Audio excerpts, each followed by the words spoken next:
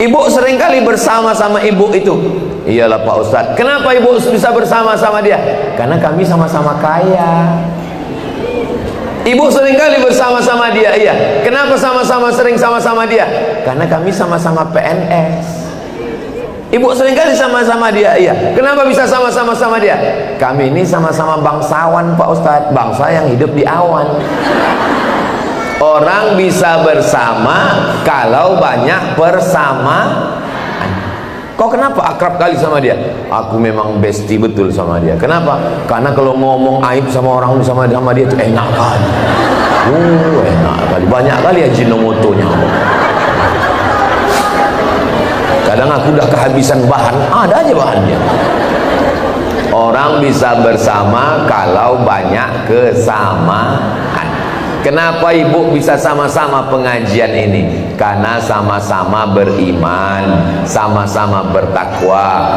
Kalau bersama karena harta, hartanya hilang, masih enak bersama? Kalau bersama karena kuasa, waktu kawan tak ada kekuasaan, masih enak bersama? Kalau bersama karena sama-sama PNS, waktu kawan kerja kita pensiun, masih enak berkawan? Maka bersamalah dengan satu persamaan yang tak akan lekang karena hujan, tak akan lapuk karena panas. Kebersamaan dibangun dalam dasar la ilaha illallah. Insya Allah kalau kebersamaan ibu jaga dengan ini, bersama bukan karena harta, bersama bukan karena kuasa, bersama bukan karena partai, bersama bukan karena jabatan, bersama bukan karena status sosial, bersama karena la ilaha illallah Muhammadur Rasulullah. Kalimatu haqqin alaiha nahya, dengan itu kita hidup, wa alaiha namutu, dengan itu kita mati, wa biha nub'atsu, dengan itu kita akan dibangkitkan di padang mahsyar nanti insyaallah. Amin ya rabbal. Saya sekarang ini beda dengan kunjungan sebelum-sebelumnya. Saya ke Batam ini sejak 2014, sekarang sudah 2024, sudah 10 tahun saya bolak-balik. Tapi kedatangan sekali ini bersama dengan orang-orang yang memang kami sudah bersama sejak tahun 98. Sekarang 2024, persahabatan seperempat abad. Ini yang hadir sekarang nih, ini sahabat-sahabat saya ketika kami sama-sama kuliah di Mesir. Ini yang pakai baju batik, ini namanya Ustadz Haruna Hashim. Saya angkatan 94, beliau angkatan 92. Tapi mukanya mudaan beliau. Di sebelah beliau itu namanya Ustadz Fadil Rahmi Tengku dari Aceh, anggota DPD RI, kantornya Senayan di Jakarta. Beliau kakak kelas saya di pondok Darul Arafah Lau Bakri, Deli Serdang, Sumatera Utara. Ke Mesir angkatan 96, saya 98. Di sebelahnya itu namanya Ustadz Zainuddin, bukan yang ditinggalkan Hayati. Dia angkatan 96 dari Medan, saya angkatan 98. Yang satu lagi itu hilang, takut dia, sembunyi di balik. Namanya Amir Saripudin. Dia angkatan 99, saya angkatan 98. Kenapa kami bisa bersama sejak 98 sampai sekarang? Karena mereka tak pernah melihat kasta, tahta, wanita, Toyota. Tak pernah kami berkelahi, tak pernah kami bertengkar, tak pernah kami macam-macam. Tadi sebelum kemari sempat video call dengan sahabat kami. Beliau jenggotnya sudah segini, tak pernah diejeknya saya yang belum tumbuh ini. Beliau sorbannya besar, beliau pimpinan pondok tahfiz Quran. Waktu saya datang ke pondoknya, santrinya ramai laki-laki perempuan. Serius orangnya, tak macam saya, serius. Lalu saya pun cerita sama dia macam mana kami dulu di kota Makkah Al-Mukarramah. Jamaah yang paling kami tunggu-tunggu waktu jadi mahasiswa kuliah dulu adalah jamaah yang datang dari Sumatera Barat. Kenapa? Mereka banyak bawa rendang. Asal nampak dari Padang. Dari mama Ambo dari Bukit Tinggi. Oh, udah kek mana aja mbak balaci lanci anaknya rumahnya di rumah awal. Dari mana? Ambo dari Riau. Oh, udah kek tuh katanya. Dari mana? Kami kuliah mak. Langsung dikasihnya randang sebungkus. Jadi kami tinggal beli nasi aja. Beli nasi 5 rial. Itu udah banyak. Dibentanglah di halaman Masjidil Haram itu ngasih 5 rial, ditumpahkanlah rendang tumpuk. Begitu ditumpahkan, terciri merpati dari atas.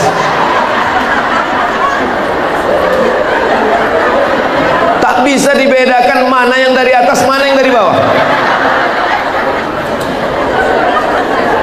Jatuh ke peci. Inilah ke kawan saya yang punya pondok tahfiz yang kami video call tadi. Jadi waktu dia sedang di pondok, sedang serius, saya ceritakan itu ke dia. Langsung dia hilang wibawanya, langsung hilang harkat martabat dari depan santri saya. Jadi indahnya kebersamaan itu. Makanya ibu kalau sedang tak enak badan, kalau rasa demam-demam hangat-hangat, demam-demam puyuh, cara menyembuhkannya kumpullah sama kawan-kawan, sehat langsung. Betul.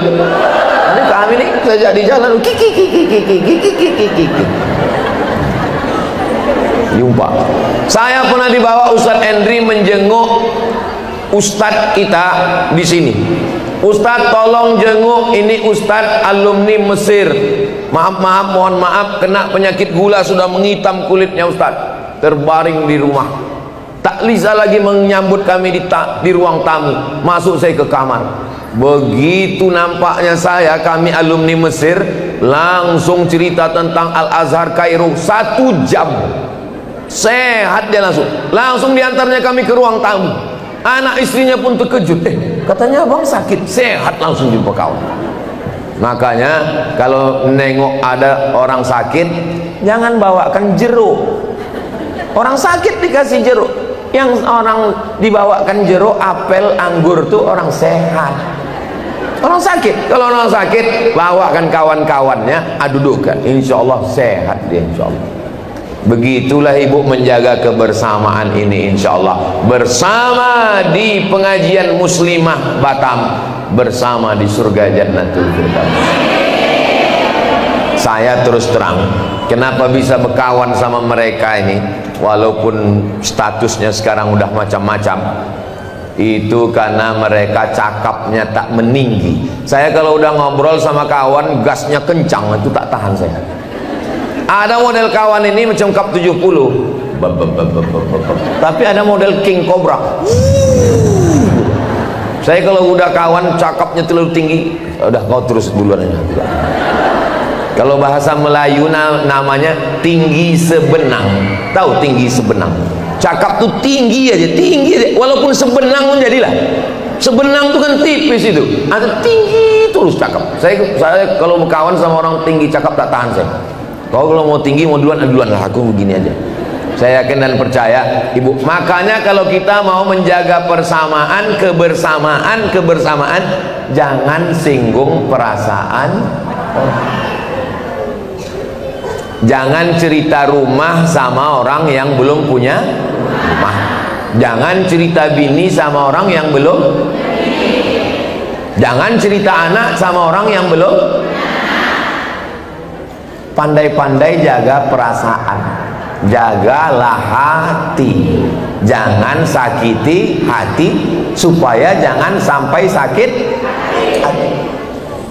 Kaca jatuh bisa direkat, galah patah bisa disambung, tapi hati yang sakit kemana obat akan dicari. Betul bu? Saya yakin dan percaya ibu ini bisa ikut pengajian ramai ini karena hatinya tidak tersinggung. Coba kalau hatinya tersinggung, ayo kita pengajian yuk. Di mana? Ini acara Muslimah Batam. Aku sebetulnya mau pengajian Ustaz Somad, tapi nengok muka dia mau muntah. Daripada jumpa aku nanti di sana. Jadi kau nggak ikut pengajian, aku ikut pengajian, streaming aja dari rumah. Tolong nanti pas acara tuh kameranya ke muka Ustaz aja ya, jangan ke yang lain. Nanti nampak aku pecahkan handphone nih. Makanya jaga perasaan orang. Saya tahu cakap saya banyak menyinggung perasaan Bapak Ibu. Pas saya cerita tadi tentang darah tinggi, yang darah tinggi, mak aku nih gitu dia. Pas saya cerita tadi tentang asam urat, mak aku nih gitu dia. Makanya kuncinya jangan selalu terlalu merasa. Perasaan itu biasa-biasa aja. Orang kalau terlalu sering merasa, sikit-sikit merasa, sikit-sikit merasa, sikit-sikit, lama-lama mati tegak. Belum datang malaikat maut, udah mati duluan. Insya Allah ibu, bapak semuanya sehat walafiat zahir dan batin. Jaga kebersamaan, sama-sama ngaji, sama-sama takut sama Allah, sama-sama ingin keluarga sakinah mawaddah warahmah, sama-sama ingin selamat dari fitnah akhir zaman, sama-sama ingin mendapatkan ilmu dari Buya Yahya, dari guru-guru kita, dari Ustadz Abdul Somad, sama-sama saling mendoakan, minta doakan, dan sama-sama husnul khatimah insyaallah. Allahumma khtim lana bi husnil khatimah. Pada akhirnya kebersamaan kita ini akan berakhir. Sama-sama ke Mesir 98, sama-sama belajar di Al-Azhar, sama-sama ikut persatuan mahasiswa Riau di Kairo, sama-sama pulang ke bumi lancang kuning, sama-sama berdakwah. Tapi Ustadz Saiful Fajri, orang asli dari Batam ini, itu kawan saya seangkatan itu, mendahului saya. Untuk kawan-kawan sahabat keluarga yang mendahului kita semuanya, mereka tanda terkenang, tanda teringat, untuk mereka semuanya Al-Fatihah. A'udzubillahi minasyaitonirrajim. Bismillahirrahmanirrahim. Alhamdulillahirabbil alamin. Arrahmanirrahim. Maliki yaumiddin. Iyyaka na'budu wa iyyaka nasta'in. Ihdinas siratal mustaqim. Siratal ladzina an'amta 'alaihim ghairil maghdubi 'alaihim waladdallin. Amin. Orang yang kembar seperut, seayah, seibu pun belum tentu matinya bisa sama-sama. Jadi ibu, siap bersama berarti siap berpisah. Sama-sama mengaji, siap berpisah. Siap bersama, siap ditinggalkan, siap meninggalkan. Saya WA lah ke kawan saya, kalau aku mati kau jangan datang ke Pekanbaru ya, jangan tengok jenazahku ya. Dijawabnya, kenapa gitu pula Mat? Kata dia, karena tanganku tak bisa menghapus air matamu. Langsung dijawabnya, pret, kata dia. Kadang kawan kita ini serius sekali. Gitu juga kadang sama kawan-kawan ini saya bilang, kalau ku tengok lah dari aku sekarang, aku ini kan kurus, pergi ke sana kemari. Kalau ku tengok antara aku sama kau, nampaknya aku duluan. Janganlah gitu Man, jangan gitu. Kenapa kau pula duluan? Maksudnya aku duluan yang mengiringi jenazah kau. Ya, serius sekali. Kalau saya sama ibu, ya terserah aja. Saya belakangan ibu duluan boleh. Ibu duluan. Mati ini tidak usah terlalu takut mati, tapi jangan pula terlalu berani mati. Jangan habis pengajian, aku Pak Ustadz setelah ngaji sama Ustadz ini nggak takut mati. Berangkat ikut pengajian tak ada pakai helm. Prit, kata Pak polisi. Kenapa nggak pakai helm? Nggak takut saya mati Pak. Kata Pak polisi, memangnya kau aja yang ngaji, aku streaming juga, aku ngaji, gitu. Memang kau nggak mati tapi kena tilang, gitu dia. Mati jangan terlalu takut. Ini takut, kau pengajian nanti? Enggak, aku takut mati. Kalau tak mati kata Allah tak mati, kalau mati kata Allah mati. Innama amruhu idza arada syai'an ayaqula lahu kun. Di dalam kelambu pun mati, minum kopi pun mati. Mak saya mengirim saya ke Mesir 4 tahun. Habis ke Mesir ke Maroko 2 tahun. Habis itu ke Sudan. Habis itu pergi ke sana kemari. Tak mati-mati. Dia ancam orang bola balik. Tak mati-mati. Ibu kalau punya anak, biarkan dia sekolah jauh-jauh. Ini banyak orang anaknya dapat beasiswa, anak kau jadi kuliah, aku takut mati. Dari Banda Aceh, dari Biren terbang ke Mesir, balik tak mati. Dari Medan berangkat tak mati. Ustadz Zaki, Habib Zaki. Habib Zaki, ada juga Habib Zaki dari Lombok hadir bersama kita sekarang. Dari Lombok transit Jakarta, datang ke Batam, berangkat ke Mesir, tidak mati, bisa bersama sampai saat ini.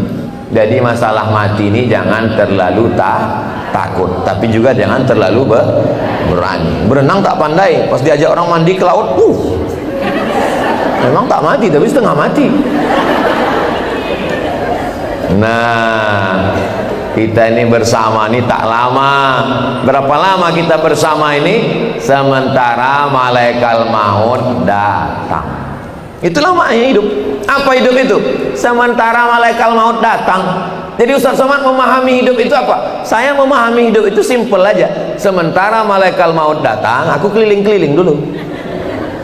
Kemarin dari Lombok, sekarang ke Kepulauan Riau, habis ini nanti ke Kalimantan Utara, habis itu keliling. Jadi kalau ditanya orang, kenapa lah Ustaz keliling-keliling? Sementara malaikat maut datang. Kalau udah datang dia bisa kita keliling lagi? Keliling lah kalau dia lembar zahtu. Sementara dia datang, sibukkan dengan sholat duha. Sementara dia datang, sibukkan dengan tahajud. Sementara dia datang, datanglah ke rumah kawan, jamulah dia makan diundang, jalanlah sama dia, kasihlah dia kain, kasihlah dia jilbab, kasihlah dia telekung, senangkan hatinya, kebersamaan. Jangan nanti setelah dapat kabar dia mati, meninggal, barulah menyesal. Menyesal kali aku Pak Ustaz. Apa gunanya menyesal? Kalau mau menyenangkan hati kawan, sekarang lah. Ibu kalau mau ngasih jilbab, mau ngasih apa sama ibu, kasih sekarang, kasih. Jangan nanti pas sudah meninggal, barulah. Begitu dapat kawan meninggal, langsung nyari. Anaknya pun bingung, mak nyari apa? Nyari foto kami waktu pengajian, mau ku upload, mau lingkar merah. Itu rupanya tujuan nasib bergambar, berfoto supaya meninggal langsung upload ke FB, lingkari merah, innalillahi wa inna ilaihi raji'un, Allahumma fillahu warhamhu, langsung yang bawah, amin. Apa ini? Kalau memang betul bersama berkawan, datang tanya, ada yang menyelenggarakan jenazahnya nih? Tak ada. Aku yang memandikan, aku yang mengkafankan, aku yang akan mengantar. Jangan. Perempuan sebaiknya tidak mengantar, makruh hukumnya, cukup di situ saja. Kenapa perempuan walaupun berkawan, walaupun akrab ibu di sini, ibu hanya memandikan kalau pandai. Kalau tak pandai jangan. Ibu-ibu yang baik-baik, disiramkannya air itu tak langsung disiramkan. Memandikan jenazah bukan disiram begini, disiramkannya ke tangan. Kenapa? Karena airnya akan jatuh ke kulit. Jatuhnya air ke kulit itu pun dia perhatikan. Itulah kalau baik kita. Coba kalau kita tak baik, sombong, angkuh, pamer, flexing, mati kita. Disemprot orang pakai dorsmir, jambeknya Bruce WC. Kau yang sombong dulu kan, orang baik mati, orang jahat mati, orang kaya mati. Janganlah dendam kalimat. Pada akhirnya yang kita kenang, yang kita ingat adalah kenangan baik. Maka tinggalkanlah kenangan, supaya kalau kita meninggal, kawan kita menangis, puncak dari tangisannya adalah Al-Fatihah, puncak dari tangisannya adalah Allahumma firlahu, puncak dari tangisannya adalah mendoakan kita di tengah malam. Itulah yang kita inginkan. Jangan sampai pas kita mati, si anu meninggal ya, iya alhamdulillah. Muak kali aku kalau disumpul sama dia, cerita harta aja. Bosan kali aku kalau duduk sama dia, cerita kehebatan dia aja. Sejak dia meninggal nih baru agak tenang hatiku sedikit. Tapi insya Allah ibu-ibu ini kan sudah puluhan tahun bisa bersama. Mudah-mudahan yang memisahkan ibu hanya kematian saja insya Allah. Apakah kalau sudah meninggal satu, hidup satu, alam barzah satu, alam dunia satu, lalu hubungan kita putus? Saya dengan Ustadz Saiful Fajri tidak putus. Buktinya saya ajak semua 100, 200, 300 jemaah membacakan Al-Fatihah untuk almarhum, mengalir pahalanya semua. Mengenang kawan baik. Saya pun juga berharap begitu. Kalau dapat kabar saya meninggal, insya Allah sahabat-sahabat saya ini, senior-senior saya ini, pasti akan dibawanya jamaahnya untuk almarhum Ustadz Abdul Somad jangan baca sekarang. Membaca Al-Fatihah untuk orang meninggal itu pahalanya sampai. Kalau membacakan Al-Fatihah untuk orang hidup itu bertawassul kepada Allah dengan membaca surat Jangan heran nanti kalau ada orang sakit, untuk kesembuhan bapak ini kok dibacakan Al-Fatihah Pak Ustaz? Itu tujuannya bertawassul kepada Allah dengan membaca makanya dibaca ala hazihin niyah, untuk niat yang baik ini, wa kulli niyatin sholihah, semua niat yang baik-baik. Itu semua kebersamaan kita tidak pernah putus. Datang orang berkulit hitam, budak miskin susah, hamba sahaya memeluk Nabi. Kata Nabi, kenapa lah kau peluk aku kuat-kuat?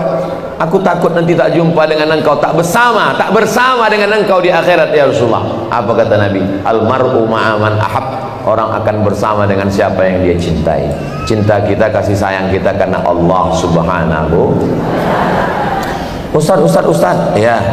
Nanti saya kalau di surga itu jumpa lagi sama suami saya Pak Ustaz. Iya Bu, alhamdulillah, kata ibu. Rupanya dia ingin tetap bersama dengan suaminya. Bapak-bapak itu pun gitu juga pertanyaan. Ustaz ya, nanti saya kalau di surga itu sama dengan istri saya Pak Ustaz. Iya Pak, lama bapak itu temenung. Beda jawaban pertanyaan. Kalau perempuan dibilang, ibu nanti sama bapak, alhamdulillah Pak Ustaz. Tapi kalau bapak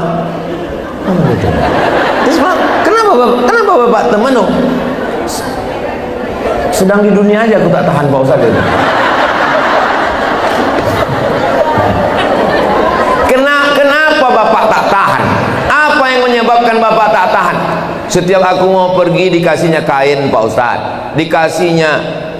dikasihnya sorban, dikasihnya tasbih, dititipkannya peci. Setiap itu dalam tasku. Selalu ditanyanya, abang udah sholat? Gimana kain? Gimana baju koko?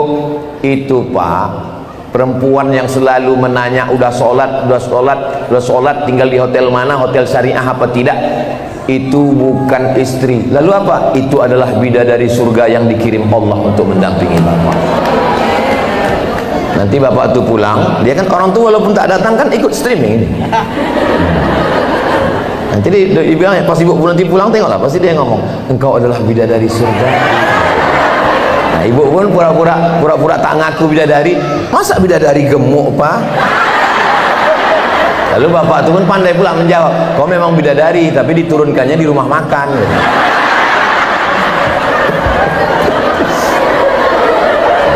Tak percaya nanti tengoklah pasti.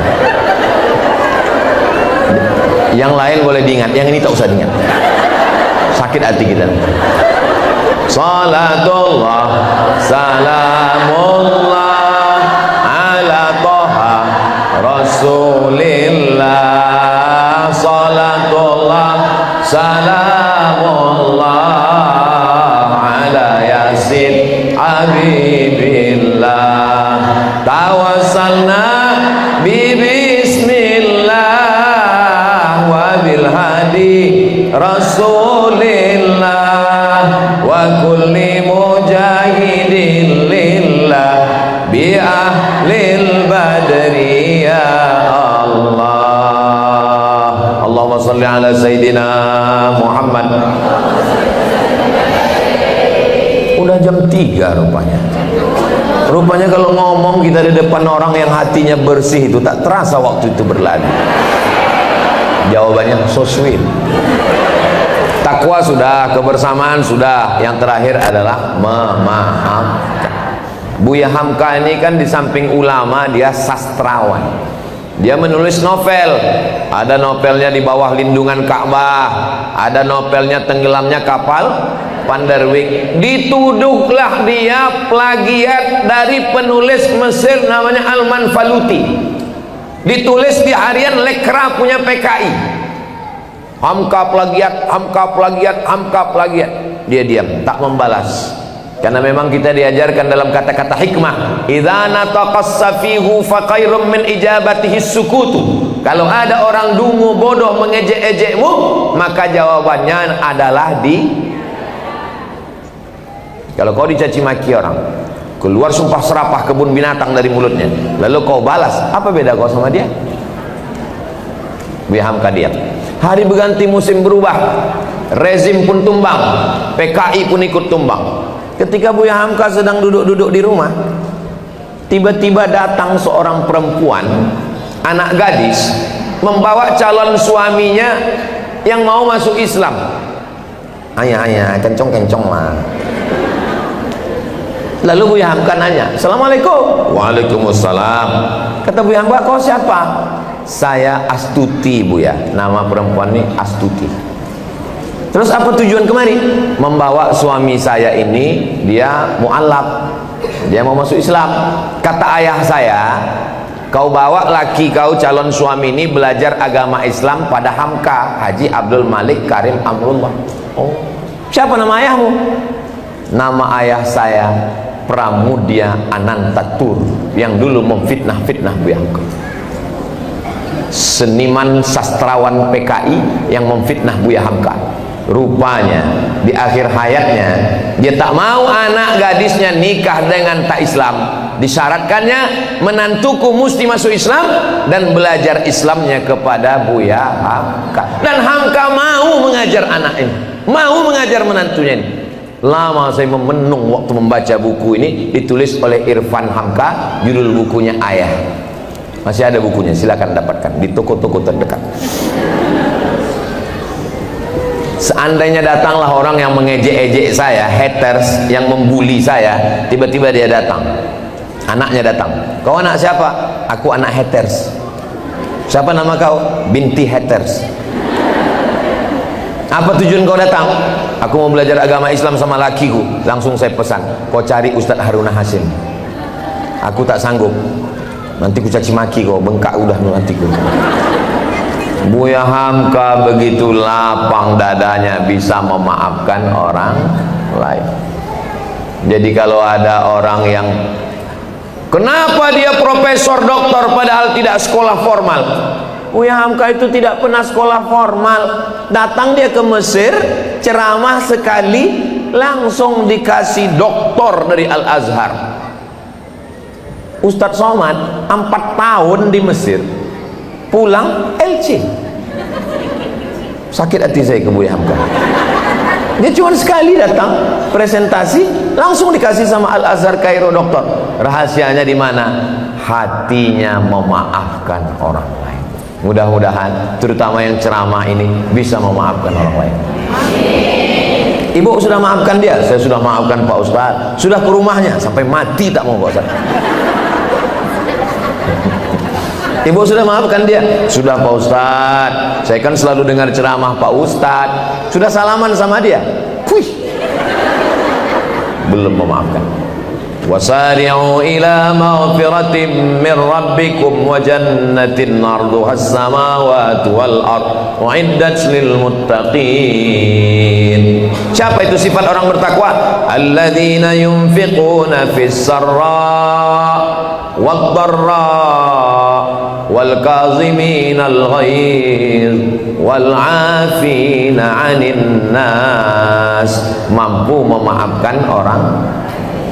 Ya Allah, bukakanlah hati kami untuk bisa memaafkan orang lain.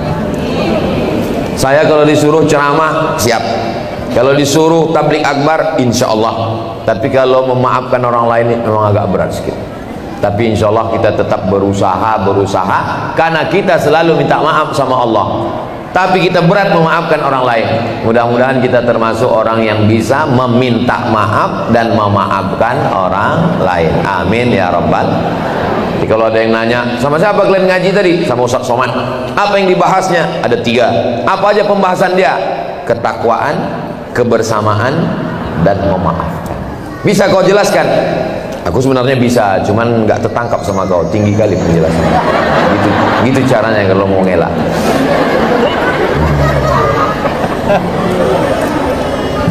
Bapak Ibu tidak usah ingat, tak usah tulis, tonton ulang, share melalui channel Ustadz Abdul Somad Official. Jangan lupa subscribe, like, share, and comment. Nah, tadi kan 3. Pertama tausiah, habis itu penggalangan dana, habis itu yang ketiga tanya jawab. Jangan kemana-mana, kita lanjutkan setelah yang satu ini.